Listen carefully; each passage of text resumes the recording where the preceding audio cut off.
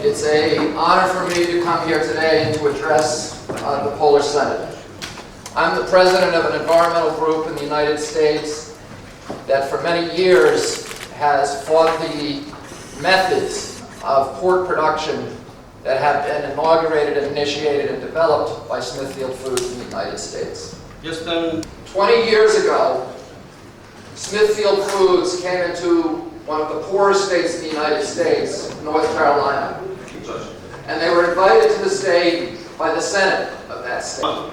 And they promised that they would modernize agriculture in North Carolina and create jobs and bring prosperity to rural communities.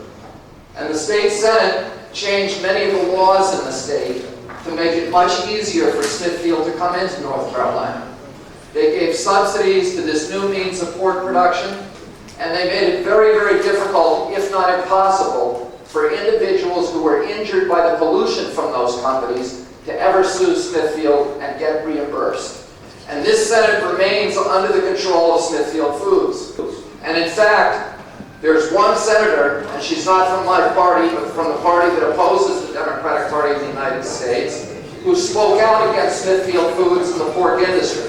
And she comes from one of the poorer districts in North Carolina, but the district where Smithfield has built the biggest slaughterhouse in America, which slaughters 30,000 hogs a day. And she complained about the environmental impacts and the destruction of her community publicly.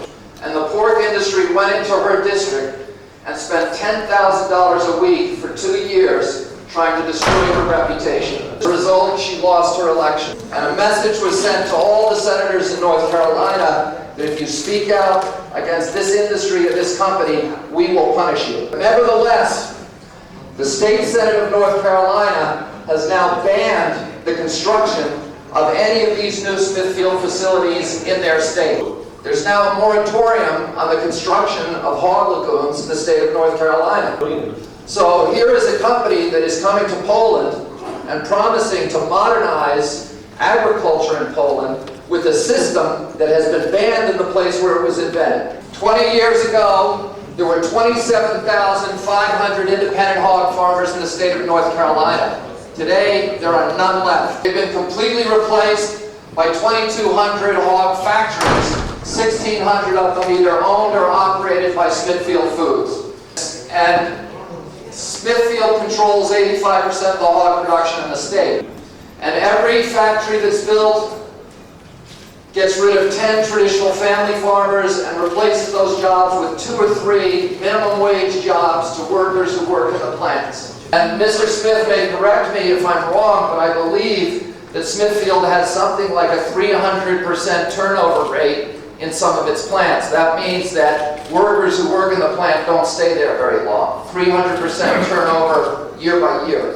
These are not the high-quality agricultural jobs that this company is promising.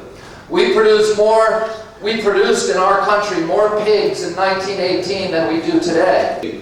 But there were many farmers sharing in the bounty of that production. Today those farmers are gone, and Joe Luter, who is the controller CEO of Smithfield Foods, lives in a $20 million apartment on Park Avenue in New York City.